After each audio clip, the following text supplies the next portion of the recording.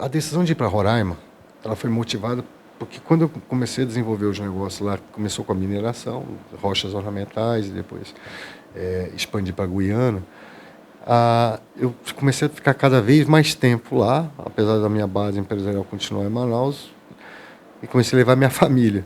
Minha família decidiu, depois de um tempo, pela qualidade de vida, né? Boa Vista é uma cidade que é invejável sob o ponto de vista de se viver, principalmente para quem tem família, para quem tem criança. É uma cidade com custo de vida muito bom, trânsito bom, baixo índice de violência, qualidade. Te dá até uma curiosidade que pouca gente sabe da capital Boa Vista de Roraima.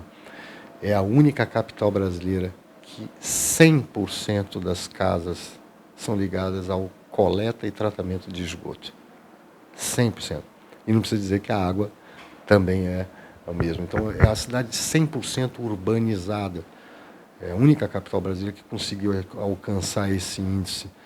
E isso se traduz em quê? Em menos doenças de veiculação hídrica, em cheiro agradável na cidade, um sistema de serviço de limpeza pública invejável, moderno, serviço de transporte coletivo que qualquer um, inclusive a classe média, eu canso às vezes de pegar muitas vezes, pego um ônibus com ar-condicionado, as paradas têm ar-condicionado, imagina um negócio desse. Então é uma cidade que virou quase uma cidade utópica brasileira. Então essa qualidade de vida e a proximidade de Manaus, que é também uma grande qualidade, porque eu não posso me desvencilhar das minhas raízes, do que eu sou, então como um bom amazonense, mas a qualidade de vida é muito grande. E empreender num ambiente desse é muito favorável.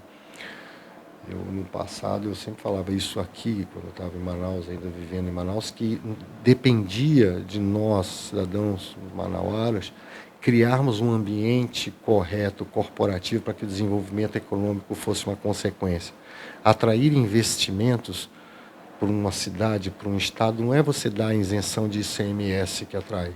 É você criar naquele ambiente um bom mercado, um bom local para os seus colaboradores, um bom local para os seus empreendedores viverem, entendeu? Reduzir violência, ter transporte, e isso é que atrai investimento. O mercado tem que ditar as regras, então? Mercado livre sempre. Quanto menos Estado, mais economia, mais atividade. O Estado ele tem que cumprir sua função essencial, regular as relações entre cidadãos, empresas, forças econômicas, sociais e políticas, cuidar da educação e da saúde, universalizando o acesso de preferência. Todo o resto é uma consequência do tratamento, do crescimento econômico. O crescimento econômico se faz com liberdade econômica, a liberdade de empreender. A mesma liberdade que você tem que ter de montar a sua produtora e jogar um canal que hoje não depende de 200 licenças que antigamente eram necessárias e que atravancavam. Hoje você tem quantos empreendedores na área da comunicação, com o advento da internet e da liberdade de registro, de você colocar no ar, usando novos canais de acesso ao mercado, que não uma grande rede de televisão, quantas oportunidades não estão abrindo para empreendedores na área da comunicação? Isso funciona para tudo, funciona desde o agronegócio, da mineração ao comércio. Então, o que o Estado tem que fazer? Ser pequeno, cumprir sua função básica, que ele não cumpre ainda, lamentavelmente, mas cumprir sua função básica e deixar que a iniciativa privada, a iniciativa de cada cidadão, possa ocupar o espaço com empreendimentos que começam pequenininhos e que um dia se tornam grandes. Acho que falta ainda entender a visão capitalista de fato do negócio, não é isso? Eu acho que o termo capitalismo é um termo antiquado, como é o socialismo. São dois modelos que não são hoje definitivamente o que a humanidade construiu em termos de globalização. O que você acha que ficou no lugar disso? Mercado. O mercado mesmo. Eu acho que o mercado virou ideologia. A ideologia de mercado chama-se liberdade. Hoje o que o cidadão busca, essencialmente, é o quê? Ser feliz. Para ser feliz, ele tem algumas necessidades básicas que ele tem que ser atendido e fazer o que quer, o que gosta, com liberdade, expressar seus pensamentos, trabalhar no que quer e ser bem tratado pela sociedade, respeitado, né? Hoje essa multidiversidade cultural que se expande para todos os comportamentos da humanidade. Hoje não se aceita o racismo como sendo, por exemplo, um ponto. Isso não é porque ele é criminalizado, é porque as pessoas não aceitam. Não é porque uma lei diz que é proibido ser racista, Mas é porque a tua consciência como cidadão diz que aquilo é errado, que aquilo é uma coisa horrenda, que aquilo te causa nojo, te causa... Essa compreensão, eu costumo dizer, é resultado da evolução. Nós somos hoje muito mais evoluídos como sociedade, como humanidade, do que éramos há 100 anos atrás, 200 anos atrás. E nós não evoluímos por conta de decretos que se assinam, de leis que se criam, ou de imposições de regras utópicas que tentaram se adotar. Nós evoluímos porque o comportamento da sociedade com liberdade busca com muita criatividade, com muita a absorção de conhecimentos novos, essa nova realidade. Hoje, o capitalismo, o que é o capitalismo? O capitalismo essencialmente, você ter um cidadão, a oportunidade de um cidadão que hoje não tem absolutamente nada, ter a chance de ter tudo. Através da sua própria iniciativa, sem que lhe não seja dado absolutamente nada, e por seu próprio conhecimento e oportunidade. Cada um constrói as suas próprias oportunidades. E o capitalismo não entende o maior ou o menor como sendo mais importante ou menos importante. Ele entende que todos compõem um mercado. Todos nós somos consumidores de alguma coisa. Somos consumidores de serviço, somos consumidores de comunicação, somos consumidores de produtos industrializados, de alimentos. Nós necessitamos, nossas necessidades de sobrevivência fazem com que nós sejamos um mercado. E quanto mais nós ganhamos, mais nós consumimos. Essa roda vai sendo realimentada e crescendo e crescendo. Por isso que eu costumo duvidar dessas grandes políticas hoje de criação. Vamos criar aqui um novo vetor, um novo polo, não sei das quantas. Não sei. Isso, vem cá, o mercado combinou com os russos, como dizia antigamente. Está combinado, aí o jogo já está acertado, porque se não tiver, não vai dar certo. Você tem que jogar o jogo, você tem que ser treinado, você tem que ter objetividade, onde é o teu gol, quem é o teu time, se você não entender. E eu vejo que isso tudo é resultado da evolução da juventude, por exemplo.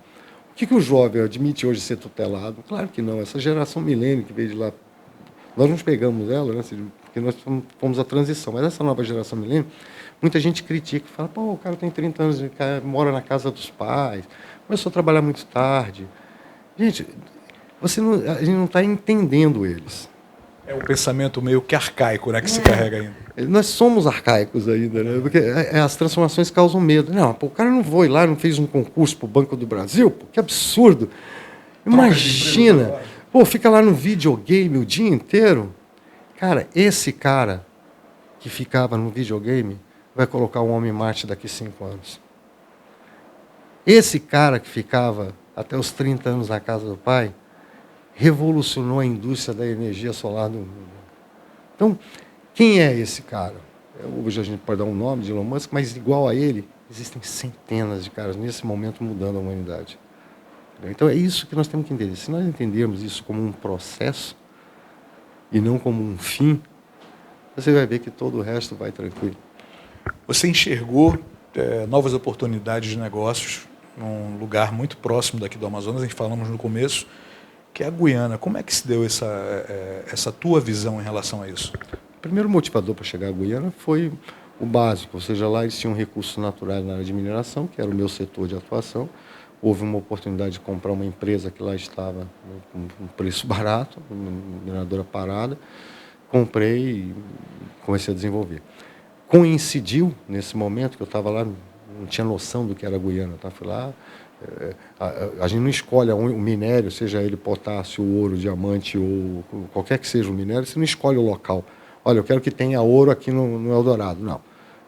Eu não tenho. Ele pode, a bauxita pode estar localizada a 5 mil quilômetros no meio do nada. Então você tem que ir lá e tirar esse recurso natural para poder industrializar.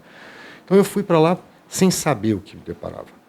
Entrei lá e eu coincidiu com esse boom do petróleo. A nação estava saindo de uma das mais pobres das Américas, uma das mais pobres do mundo, para uma nação, uma petronação riquíssima, por conta das descobertas de petróleo. E aquela sociedade estava num processo de transformação que eu nunca vi coisa igual. O meu pai foi pioneiro aqui na Zona Franca de Manaus. Eu cheguei aqui em 1969, quando começou a Zona Franca. Então, eu vi Manaus sair de uma cidade de 120 mil habitantes, 150 mil habitantes, de uma televisão que reproduzia o Jornal Nacional do dia anterior na TV Juricaba, para uma cidade metrópole que é hoje Manaus.